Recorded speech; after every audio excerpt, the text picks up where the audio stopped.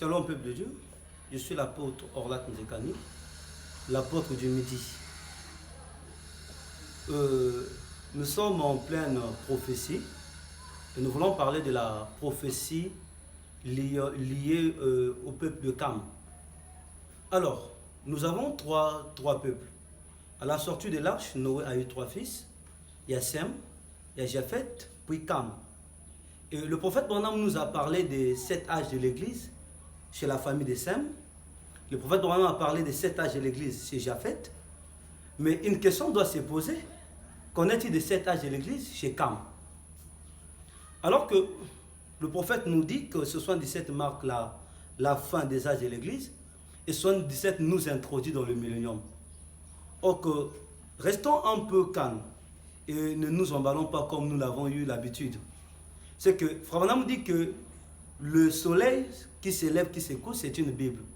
Nous avons vu qu'à 6 heures, le soleil s'élève du côté de l'Est et le soleil se couche à l'Ouest à 18 heures. Mais attention, le soleil doit faire un cycle parfait. En repartant à l'Est, le soleil doit faire un tour au Sud, qui est l'Afrique. Donc d'où la question on se pose aujourd'hui, est-ce que l'Afrique doit avoir un réveil? Et donc, l'étendard du midi vous propose de venir nombreux le samedi 13 et le dimanche 14.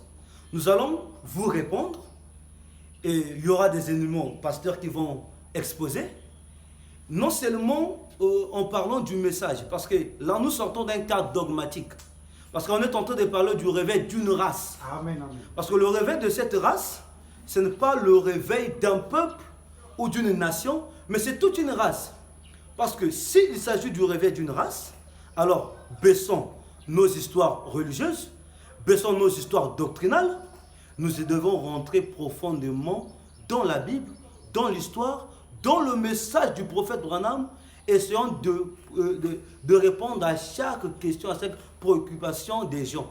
Parce que le colon nous a prêché que l'homme noir qui est descendu des Cam était un homme maudit. Et ce qui fait que nos Cam, les Africains, ont reçu cette pression, ils ont vécu dans cette mélancolie qu'ils ne sont pas bénis, ils sont maudits, ils sont ceci, ils sont cela. Chose étrange, William Branham le prophète, qui était un Irlandais, je précise, donc un descendant de la famille de Japheth, nous montre que l'homme noir est l'homme le plus spirituel. Et l'homme à qui Dieu a déversé toutes les grâces. Donc venez nombreux. Le samedi 13, le dimanche 14, nous allons répondre à toutes vos questions. Parce que ici nous parlons du réveil. Mais je tiens à préciser, quand il s'agit d'un réveil, un réveil produit un homme. Parce qu'on ne peut pas parler d'un réveil dans un groupe. Où là on a dit que Dieu n'a jamais utilisé tout un groupe. Dieu utilise un homme.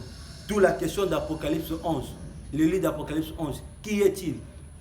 Le prophète dit dans question-réponse de 1964 que Élie d'Apocalypse 11, il est bel et bien différent de Élie de Malachie 4.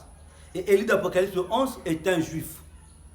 Encore, remarquez que Frère Branham dit de Élie le Tishbite le premier qu'il avait un teint basané, c'est-à-dire qu'il était noir. Or, si Élie le premier, Branham dit qu'il est alpha et oméga. Si le premier Élie était noir, alors qu'en est-il du dernier Élie? Que Dieu vous bénisse.